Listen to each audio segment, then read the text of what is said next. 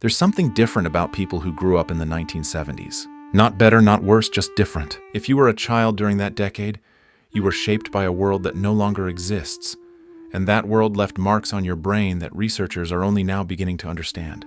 You grew up during a time when the rules were still being written, when technology hadn't yet created the safety nets we take for granted today, and when the rhythm of daily life moved at a pace that forced you to develop skills most people today never acquire. Psychologists studying generational differences have started to notice something unusual. Adults who spent their formative years in the 70s often display a specific set of cognitive and emotional patterns that set them apart. They process information differently. They handle uncertainty differently. They relate to themselves and others through a lens that feels almost foreign in the modern world. This isn't nostalgia talking, it's neuroscience. The environments we grow up in literally wire our brains, and the environment of the 1970s created a mental architecture that's become increasingly rare. If you grew up then, you might not realize how deeply those years shaped who you became. But the evidence is everywhere, hidden in plain sight in the way you think, feel, and move through the world today. Growing up in the 70s meant growing up with uncertainty as your constant companion. This was a decade marked by economic turbulence, recessions that hit families hard, oil shortages that created literal lines at gas stations, inflation that made every shopping trip an exercise in adaptation. Crime rates were rising in cities across America, and the news didn't soften the edges when reporting it. There was no internet to fact-check what you were hearing, no smartphone to call for help if something went wrong, no GPS to guide you home if you got lost. The world felt bigger then and more unpredictable. You couldn't Google whether a storm was coming or check your bank balance with a tap. Information moved slowly, which meant you often had to make decisions without knowing all the facts. You learned to sit with ambiguity. You learned to wait, to improvise, to adjust your expectations based on circumstances you couldn't control. What modern psychologists call tolerance for ambiguity wasn't a skill you consciously developed. It was simply what survival required. Your brain adapted to a world where things changed without warning, where plans fell through without explanation, where adults around you were clearly worried about things they couldn't fix. This created something inside you, a psychological flexibility, a comfort with not knowing, a willingness to move forward even when the path ahead wasn't clear. You were being trained in real time to handle chaos, and that training never left you. But it wasn't just the uncertainty that shaped you, it was the pace. Growing up in the 70s meant your mind learned to work slowly, deeply, without constant stimulation. Think about what it meant to be bored as a child then. Really bored, not scroll through another app bored, but sitting on your bedroom floor with nothing to do bored. There were 3 TV channels, maybe 4, and they went off the air at night. There were no video games in most homes until the very end of the decade. If you wanted to know something, you had to find a book, ask an adult, or figure it out yourself through trial and error. This kind of environment did something profound to your brain's architecture. It taught you how to sustain attention over long periods without external rewards. It forced you to generate your own mental stimulation, to daydream, to think through problems step by step because there was no shortcut available. Neuroscientists now understand that the brain develops different pathways depending on whether it's trained to expect constant novelty or extended focus. Your brain learned the latter. You developed what researchers call deep processing, the ability to sit with a single thought or task, turning it over in your mind, exploring it from different angles without needing immediate gratification.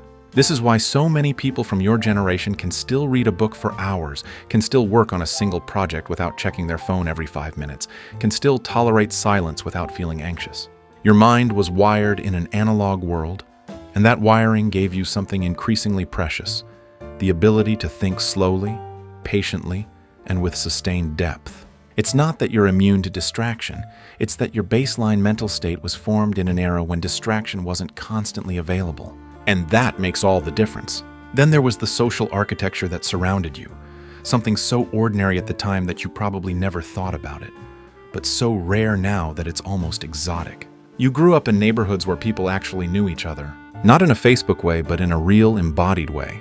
You knew which neighbor would let you cut through their yard, which one had the meanest dog, which one would call your parents if they saw you doing something you shouldn't. Kids gathered spontaneously, on front porches, in driveways, at parks, without texts or group chats coordinating everything in advance.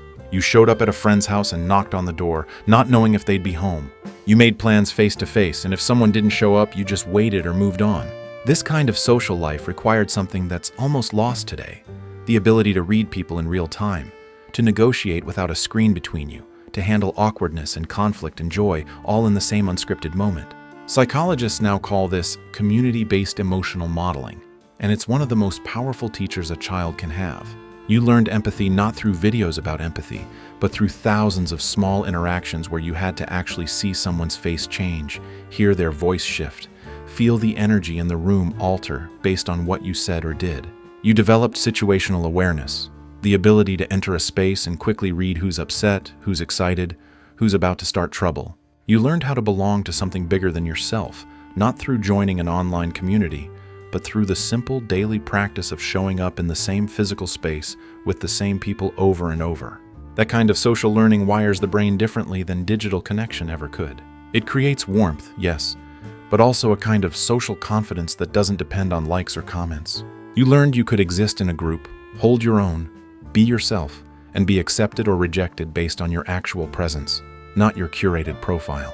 And that changes everything about how you see yourself and others. But there was another environment shaping you even more deeply, one that would define how you handle emotion for the rest of your life. The adults in your life didn't soften things much. That's not to say they were cruel, most weren't, but they spoke plainly in ways that would shock parents today. If you failed at something, they told you that you failed. If you weren't good at something, they didn't pretend you were. If life was unfair, they said so, and they didn't follow it up with 20 minutes of reassurance.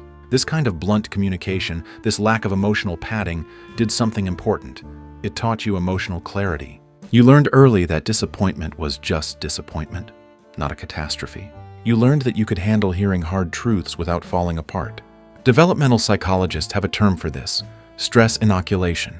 It's the idea that small, manageable doses of difficulty actually strengthen your ability to handle bigger challenges later. You weren't shielded from frustration, so you developed what researchers call frustration tolerance, the capacity to sit with discomfort, work through it, and come out the other side without needing someone to rescue you or validate every feeling. You also learned something else, that not every emotion needs to be processed out loud, that sometimes you just feel bad for a while and then you feel better, that you don't always need an explanation or an apology or closure. This created a kind of emotional self-sufficiency that's become rare. You don't spiral as easily because you were taught implicitly that feelings pass. You don't take criticism as an existential threat because you learned young that feedback is just information. You don't expect the world to accommodate your comfort because you grew up in a world that mostly didn't.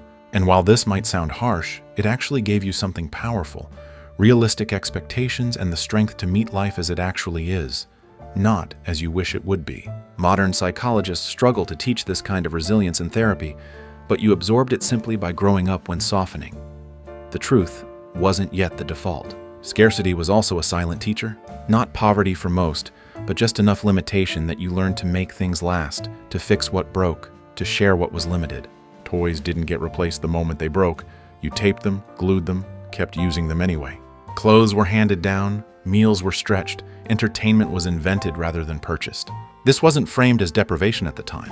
It was just how life worked. But it did something to your psychology. It taught you resourcefulness as a default mode. When something runs out or breaks now, your first instinct isn't to buy a replacement.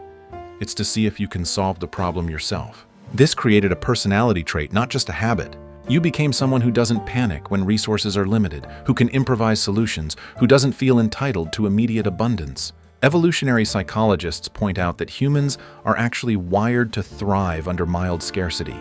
It activates problem-solving networks in the brain, creates a sense of accomplishment when you overcome limitations. You experienced this as a normal part of childhood, which means you developed a relationship with effort and creativity that many people today never build. You learned that your own ingenuity could substitute for money, that persistence could replace convenience, that satisfaction often came not from having everything you wanted, but from figuring out how to make do with what you had. This became part of your identity. The person who can handle it, who doesn't need much, who finds a way. And that identity has probably served you well in every economic downturn, every unexpected crisis, every moment when life didn't provide what you expected. You already knew how to adapt because adaptation wasn't optional. It was just Tuesday. And then there was the quiet, the long stretches of time when no one knew where you were and you didn't know where anyone else was, and somehow that was okay. You left the house in the morning and came back when the streetlights came on. Your parents didn't call you every hour. You didn't check in from a friend's house. If something went wrong, you figured it out, or you walked home, or you asked a neighbor. This sounds terrifying to modern parents, but think about what it did to your nervous system. You learned that silence didn't mean danger. You learned to trust yourself to handle whatever came up because there was no backup plan, no immediate rescue, no way to summon help with a button press. Neuroscientists studying stress response have found that people who regularly experienced safe periods of disconnection as children often develop better autonomic nervous system regulation. They don't spike into anxiety as quickly. They return to baseline faster after stress. They can sit with uncertainty without their body going into fight or flight. Being unreachable wasn't neglect. It was an accidental form of resilience training. You learned that you were capable, that the world wasn't as dangerous as constant supervision implies, that you could rely on your own judgment. This created a kind of emotional independence that's hard to build any other way. You don't need constant reassurance because you learned young that you're fundamentally okay even when no one's watching. You don't fear being alone because solitude was woven into your childhood as something normal, even pleasant.